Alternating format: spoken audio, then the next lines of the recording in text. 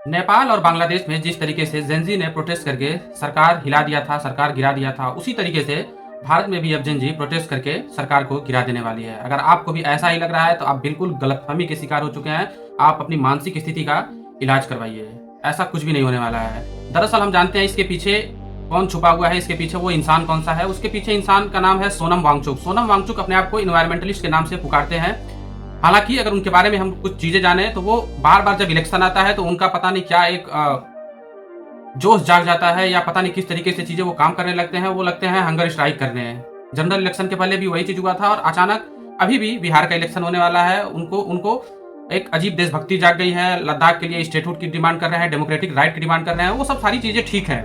सरकार की भी अपनी अपनी आपत्ति सरकार ने भी दिखाई है कि वो पाकिस्तान और चाइना से सटा हुआ है। इंटरनल सिक्योरिटी की वजह से ये चीज़ें नहीं दिया जा रहा है। हालाँकि वो भी सरकार का एक कदम बहुत ही सराहनीय है, सही बात है। इंटरनेशनल बॉर्डर में होने के बावजूद कई सारी परेशानियाँ आती हैं, इस वजह से उनको स्टेटहुड नहीं दिया जा रहा है। आइए हम प्रोटेस्ट पर चलते हैं। प्रोटेस्ट को लीड कर रहे हैं तेंजिंग नाम के आदमी, जो कि कांग्रेस के पूरी तरीके से सपोर्टर हैं, और वो प्रोटेस्ट करना गलत बात नहीं है, वही गलती ये लोग भी दोहरा रहे हैं कि प्रोटेस्ट करने के बाद बीजेपी के दफ्तर को जला दिया जा रहा है, वहाँ के ऑफिसों को जला दिया जा रहा है, और उसी दहशत में करीब 4 लोग मर चुके हैं और 60 से ज़्यादा लोग घायल भी हो चुके हैं। अपने ही जनता को तुम लोग मार रहे हो, अपने ही जनता को तुम लोग जला रहे हो, अपनी ही प्रॉपर्टी को जला रहे हो, ये कैसी स्थिति है? सुनने में तो ये भी आया है कि वहाँ पर नेपाल के भी कुछ लोग पाए गए हैं। सुनने में ये भी आ रहा है कि ये चाइनीज फंडेड प्रोटेस्ट है। अगर ये चीज़ें सही हैं तो किस तरीके से सोनम वांगचुक गिर गए हैं, अब तो सरकार बताएगी और सरकार का कानून बताएगा।